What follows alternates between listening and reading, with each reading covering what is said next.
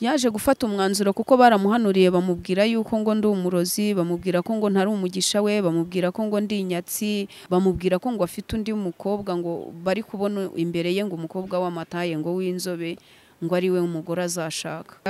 Hanyuma agiye kuyimwaka biba ngombwa yuko iyo cagi ayimwima, ahita amutera amukubita hasi kandi yamutwariye na cagi. Ahita ajya muri koma iminsi 6. Nibwo rero yagize ikibazo mu mutwe. Gasaro TV. Ubu ndetse mu buzima busanzwe ubayeho gute? Nta kazi ugira? Bimeze gute ubuzima bwa buri munsi nino Kigali dore kitoroshye? Urabona nkimara gukora ubukwe, cyiciro wenda cy'ubukwe siturakigeramo. Nkimara gukora ubukwe nagize ibibazo n'ubuzima bubi. Mugabo wanjye amaze kunta twakoranye ubukwe, ntago nongeye gukora. Urabizi umubyeyi yatwite ntago yabasha kugira icyo akora. Hanyuma reka ngiye mu cyiciro cy'ubukwe. Byaje kugenda bite kugira ngo wenda uvuga ati reka nshake uwo mugabo? Wenda mwamenyanye gute hanyuma ushinga urugo? Umugabo twamenyanye hashize imyaka 8 naratandukanye na wa musaza wanjye, kuko nageze aho ndamusiga mbukwanjye kuko abana bari bakuze, maze kubona ko nakwibeshaho mu buzima bwanjye ku giti cyanjye. Nibwo nashatse icyo gukora. Nari maze no gukura mu mutwe, hamaze gufunguka, maze kuba umuntu ufite ibitekerezo byagutse. Mba njyenyine nawe asigara wenyine. Abana arababura narabanyima, leta irabambwira ngo nimba musigire kuko bakuze njye nkurikirana ubuzima babayeho. Abana bamaze gukura nibwo bo bahisemo kuza kunsanga. Bansanze rero turabana kugeza mu myaka 8 nakozemo ubukwe. Nkora ubukwe. Nkimara gukora ubukwe hashize amezi 2 nibwo umugabo twashakanye twakoranye ubukwe nawe yahise agenda bitewe n'abayobozi, bitewe n'abahanuzi b'ibinyoma. Hanyuma tutaragera ku bahanuzi, hari ukuntu ubwira ubuzima bwawe umugabo, waba waricaye ukamubwira ati bimeze gutya, nabyaranye n'umuvandimwe wanjye, mbese ukamwerurira? Yego, kuko ni ikintu cyari kizwi n'abantu bose. Rero akarusho umugabo wanjye ni umwana w'iwacu twareranywe, aranzi rero bihagije. Turangana, twaherukanaga mu myaka 7 tukiri bato. Ajya kurererwa kwa papa we kuko mama we yari yaramubyariye iwabo. Ava aho twabaga kwa nyirakuru byara mama we, ajya kwa nyirakuru byara papa we.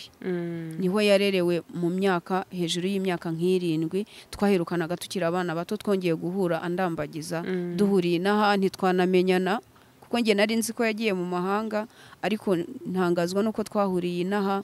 Ari umukozi w'Imana, Imana imuntumyeho ampereza ubutumwa bwanjye Imana yari imutumye. Hanyuma agarutse bwa kabiri nibwo twibwiranye, numva ni wa wundi w'iwacu twareranywe. Niba atari ibanga yakubwiye ko Imana yari yamugutumyeho iki muri icyo gihe? Nyine icyo gihe Imana yari yamutumye kuko icyo gihe nacuruzaga resitora. Imana yari yamutumye imubwira yuko ngomba kongera nkava mu gahuge ndimo, kuko urabizi resitora ishyira umuntu mu gahuge ntabe yabona umwanya uhagije wo gusenga.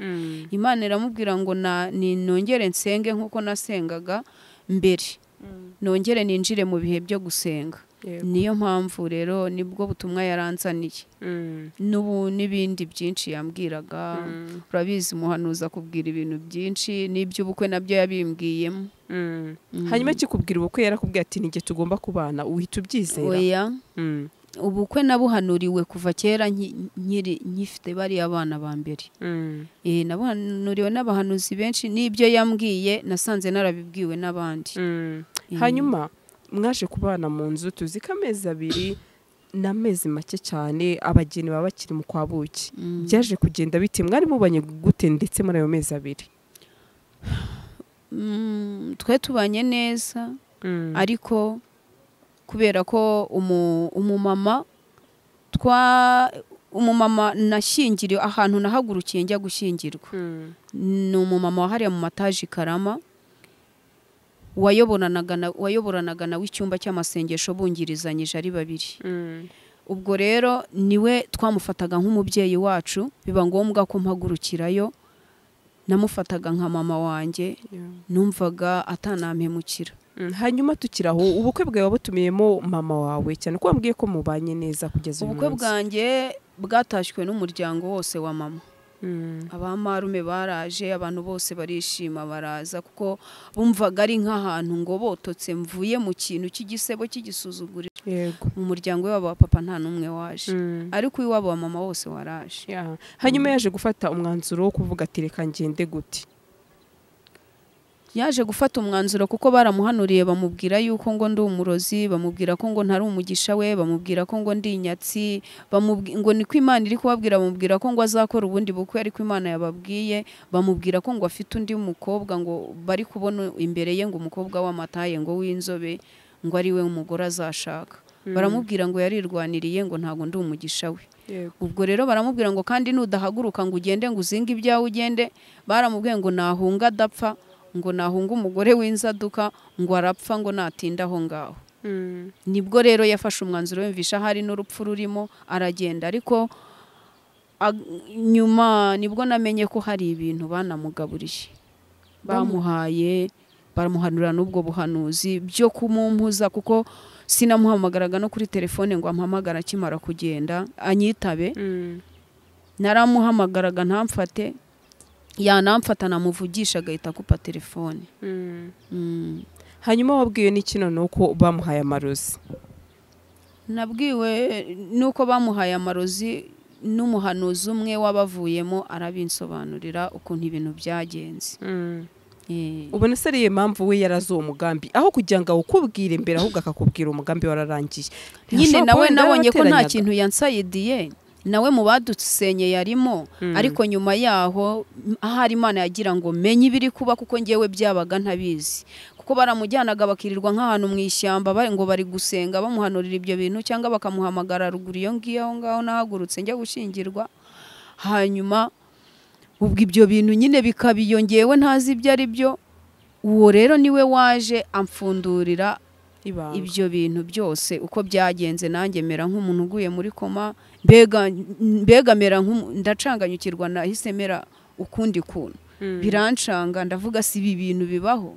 Ubu niswe umurozi uko ngana uku nguku, ngewe abantu bose bazi ko ndi umurozi, umugabo wanjye azi ko ndi umurozi. Ese umugabo wanjye namushatse kugira ngo mwice? Kuko bamubwiraga yuko ngo nzanamuminjirira, kuko yarazaga ariko akarya atariye, ukabona nyine akagira isoni zo kubyanga, ariko yanarya ukabona ntariye, ukabona nyine nta peta afite yo kurya, afite amakenga.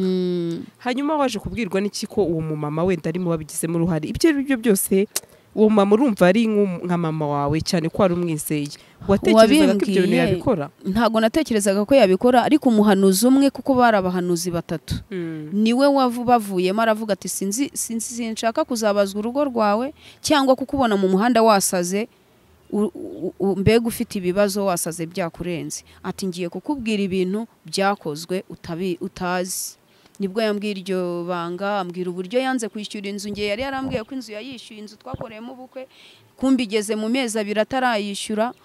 Imaze kugera mu mezi 2 rero nibwo ngewe yambwiye ati n'ikimenyimenyi inzu mubamo, iyi nzu ubamo ntabwo yishyuye. Ndamubwira nise birashoboka, nise ko umugabo wanjye yambwiye ko yayishyuye. Arambwira ati hamagara boss w'inzu, nakubwira ko yayishyuye umenye ko n'ibindi byose nkubeshye. Muhamagaye boss arambwira ati ahubwo nimuzana amafaranga, ati ndayakeneye, ati ntayo yigezamo. Nibwo nahamagaye umugabo wanjye ndamubwira se ko inzu bambwiye boss ambwiye ko utamwishyuye kandi ngiye warambwiye ko wishyuye. Arambwira ngo ubwo se ngo ubundi ibyo ngibyo birakureba.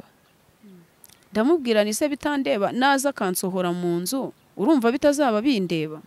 Nuko nyine nawe agira ikibazo ko nabimenye, ahita agenda kuko yakoraga kwa muganga, ahita mu buryo bwo kugenda yambwiye ko bamupanze amanywa nijoro. Yego. Nanjye nibaza, mpamagara boss we ndamubaza se ko mwapanze umugabo wanjye amanywa nijoro, ntago muzi ko dushatse dukoze ubukwe vuba, twubatse urugo vuba. Bosi nyine anyisobanuraho, niba yarabimusabye simbizi, anyisobanuraho, ariko ndangije ndamubwira nti mu by'ukuri akazi karakenewe gukorwa pe, ariko n'urugo narwo rurakenewe kubakwa. Ni none rero washaka se ukuntu wabigenza ukajya byibura umuha uruhushya agataha mu rugo, ntabe ku kazi nk'umuntu utagira urugo. Yego. Nuko ariko bosi birangira ampakaniye kuko bari babimusabye ko babigenza gutyo, ku buryo nashinjaga na bosi wiwe kuko nawe yaba yaragize uruhare mu kunsenyera urugo. Uwo mu mama wari mama wawe wigeze umubwira ati wansenyeye urugo byibuze mve ko wabimenye? Arabizi kuko yigeze no ushaka kunsaba imbabazi kuri telefone nkitwita, ashaka ko duhura, ndavuga nti ntago nahura n'umuntu wampemukiye gutya ntwite, cyakora imbabazi zo nzazimuha kandi naranazimuhaye nkimara kumenya ko yampemukiye, kuko n'ubundi uzimwimye nta kintu byaba bimaze. Nkimara kumenya ko yampemukiye namuhaye imbabazi atarazinsaba, ariko njye nanze guhura nawe icyo gihe, na n'iyi saha yagize isoni zo kuba yansanga, ariko nzi ko azaza kuzinsaba. Wasengeraga muri ADPR? Yasengeraga muri ADPR Karama. Wowe ntabwo ari wasengeraga? Nanjye nasengeraga ku Muhima muri ADPR. Hanyuma iyi saha abahanuzi bamwe na bamwe uracyabizera? Ntago nakwizera abahanuzi kuko n'icyo gihe nazinutswe ikintu cyitwa abahanuzi. Nabwiye Imana nti Mana uzajya unyisangira umbwira icyo ugomba kumbwira, ikindi nzajya mvugana nawe mu ijambo. Kugeza iyi saha ubu nta muntu waza kugwanurira ibintu? Njyewe iyo umpanuriye rwose Mana yanjye rwose numva nta buhanuzi nkeneye. N'Imana ndabiyibwira nkayibwiza ukuri, nkayibwira nta buhanuzi nkeneye, wowe ubwawe ufite kuza ukambwira ibyambaho cyangwa ibigiye kumbaho birashoboka. Iki Imana yasanga uriya muhanuzi ikamubwira, nanjye yansanga ikakimbwira. Ikindi ijambo ryayo n'ubuhanuzi butavangiye. Hanyuma tugana ku musozo w'ikiganiro, umugabo wawe mwashakanye wigize nyuma mwongera kubonana cyangwa se kuvugana? Byarangiye nyine, naratwise muri ubwo buzima nabayemo, mu buzima bubi cyane, ndanarwara, namuhamagara ntaze. Yari inda ye? Ni inda yiwe yasize yinteye icyo gihe agenda. Tumaze amezi 2 nibwo yanteye inda. Byarangiye nyine umugabo wanjye ngiye kubyara ataraza. Ndabyara, njya kwa muganga, birarangira. Mbyara bigoranye, ariko ndabyara. Nuko urabona ko umwana nyine ari akana gakiri gato. Hanyuma ni nk'ihe nama wagira abantu kuri uyu munsi b'abantu bashobora guhemukira umuntu, wenda akaba yahemukira umuntu gutyo nta n'ikintu bapfa?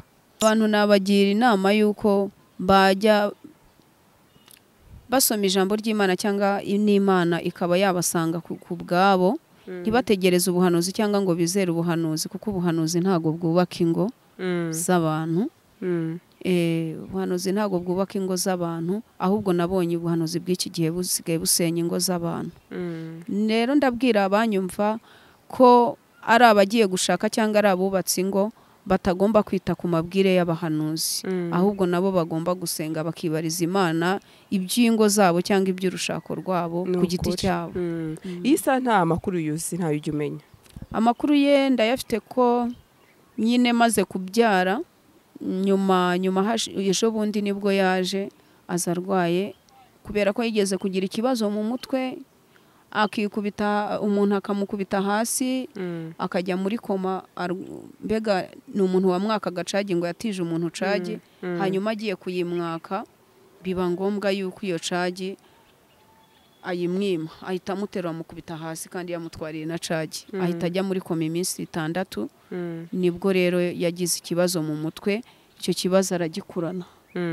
Agikurana muri ubwo buryo, niyo mpamvu natekereje ko yagize stress nyinshi, bigatuma agira ikibazo nyine cy'uwo mutwe. Afite umutwe udakira, yanyweye imiti ishoboka byaranze, ku buryo bamubwiye ko azajya Indera bakareba ikibazo gikomeye afite mu mutwe. Yagiyeyo rero baramusuzuma ngo bamuca 800.